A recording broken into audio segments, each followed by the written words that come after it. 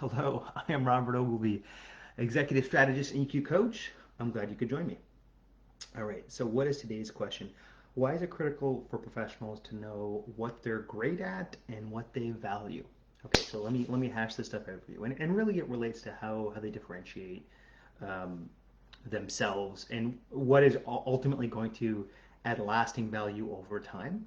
I'll just highlight what the 3 points are. So first of all, it's critical that you find something that you want to do well because that's a good driver of professional mastery. So we'll get more into why that is. Secondly, it's really important for you to know what's not in scope, what you shouldn't do or shouldn't bother doing, or what is not within your wheelhouse. Again, we'll dig more into that. And then lastly, um, because you want to actually get a lived sense, a motivated sense of the kind of work that actually feels not just good to you, but I would even say one step larger, impactful and really part of some legacy impact, which then gets into kind of strategically what is the most impactful work you can do. Okay, so that's an amazing question, an amazing issue we'll get to at the end. Okay, so first of all, this first issue is what is something that you can do well, something that you are motivated at doing well at, right? And that's ultimately going to drive mastery over time. And this might sound simple, but from a career counseling standpoint, you're trying to. I mean, and we encountered this early on. Certainly even earlier than our teenage years. What are things we like doing? How do we want more of that in our life, right? So it makes sense that we're exploring careers where we can do that. And the same is very true for us professionally, right? So what would be the opposite of that? I know lots of people, early and mid-career, which have good professional designations and good training and background, but ultimately they're not motivated at doing that, right? And honestly, if I can say so, top of the list, I would say, professional engineers and accountants, right?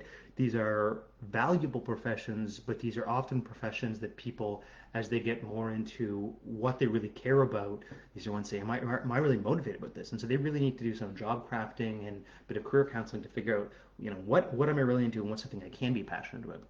The point being, if you are motivated at something, it's actually going to drive you to want to learn and practice and develop those skills over time. So this is, part of the mastering of things will remind us, hey, however spurious how bits of the data are, this is that, 10,000 hours of practice helps make an outlier, right? So what's something that you can practice for many years over time and get better and better at and keep mastering?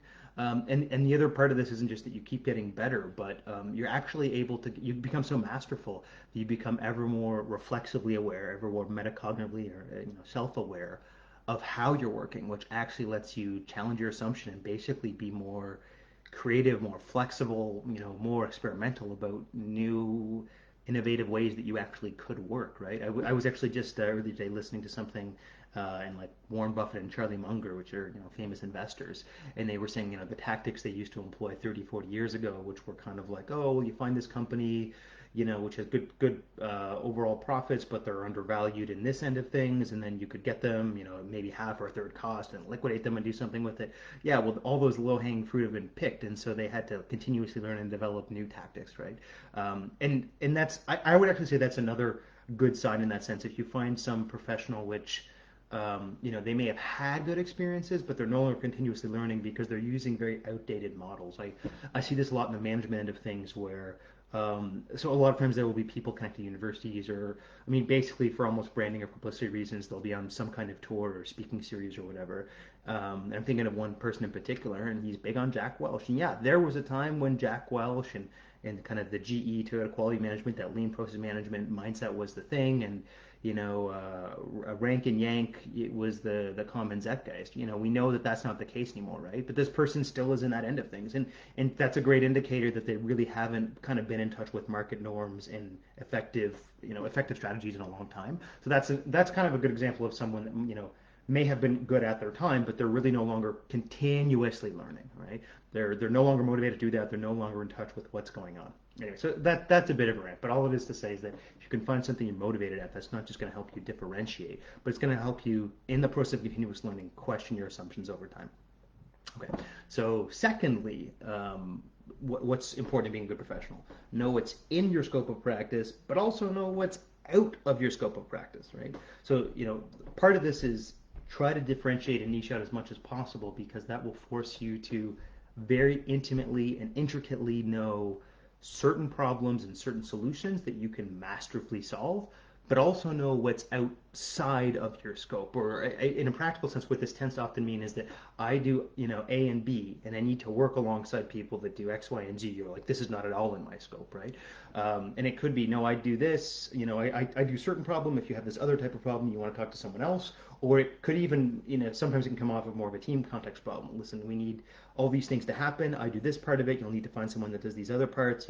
I'm a graphics person. You want to find someone who's a copywriting person, so this stuff can go together. Or like, oh well, I'm a finance and accounting person. You want to blend with a process management person to help tackle the problem you need. But knowing what's in and out of your scope of practice is important. I would also say I see that as a great mark of a professional when someone can so quickly and easily spot if someone is in that is in their scope of practice or not, and then refer on to someone else. Because honestly, what's one of the best ways to find other great talent? Ask someone who is talented for their opinion. I seriously use that tactic all the time. Who would you suggest I talk to next, right? And the fact that some professional might be able to say, oh, I don't do this, but you want to talk to so and so or so and so, that's fantastic. Because it's not that they've cracked these nuts before; they know who the experts are that have cracked those nuts. So like, please leverage those informal networks. Super, super valuable, right? Seriously, asking a smart person who they should talk to next and to solve a certain problem, very useful, very quick and efficient. Lastly, mark of a good professional. You want work that they're actually valuing and feel good about. And so you need to have a lived sense of actually what what great work feels like to you, and then that really bleeds into questions of what is your noble purpose, what is the kind of work you could be doing which is most impactful, that helps others, that gives you a kind of beyond your kind of individual kind of small g goals, that helps create legacy and kind of community impact around you, right? And what's great about that is the more you're pondering those questions, because again, trained professionals, trained experts could generally do lots of types of work, right? And so then it becomes a personal question: what kind of work do you want to do, right? So this is that taken to the far extension of like, what do you, what does it feel really great at when you get a chance to do, and what's also then the most impactful and like worthwhile doing, consequential, right? And then that becomes kind of a good way to, you can almost think of it as rank or prioritize. Oh, wait a minute. Of all the things I could be doing, these are the things that are top of the freaking heap, right? These are the things that add the most value, right? And that is actually a big differentiator, because that means that it's not just great to be able to kind of mention this to others, but it actually becomes a really big resiliency factor for you to actually stick in a career and want to do it for many years over time.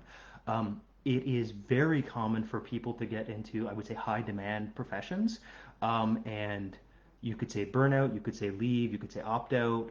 There's also obviously a parenting gap where like some of them are so inordinate and unbalanced that there's no way you can have a balanced lifestyle with them. Like I think the common zeitgeist with like Google is that you will work there ridiculously hard for 18 months, 2 years or so, maybe longer, and you can't have a balanced life, but it becomes kind of like, great, you got the hand stamp, and now that unlocks other doors, right? And I'm not saying that's fair. I mean, I definitely would want to change that. But how can you expect to have a balanced life and be living out no purpose when that's the only thing that you're all consumed by this kind of productivity thing in the short term, given the context you're in, right? So finding some role that you can be in where you're not going to suffer from burnout, where you get recharged every day, where you get to see the great impact you have on others, makes total sense. And it's also a good reason why a lot of people are becoming more self-employed, and technically there's less startups, but I would say there's more emphasis on startups and what startups can do if they're doing their stuff well, and well business minded and innovative and all of that. Okay, so again, let's just recap this. What are some critical points to being a great professional?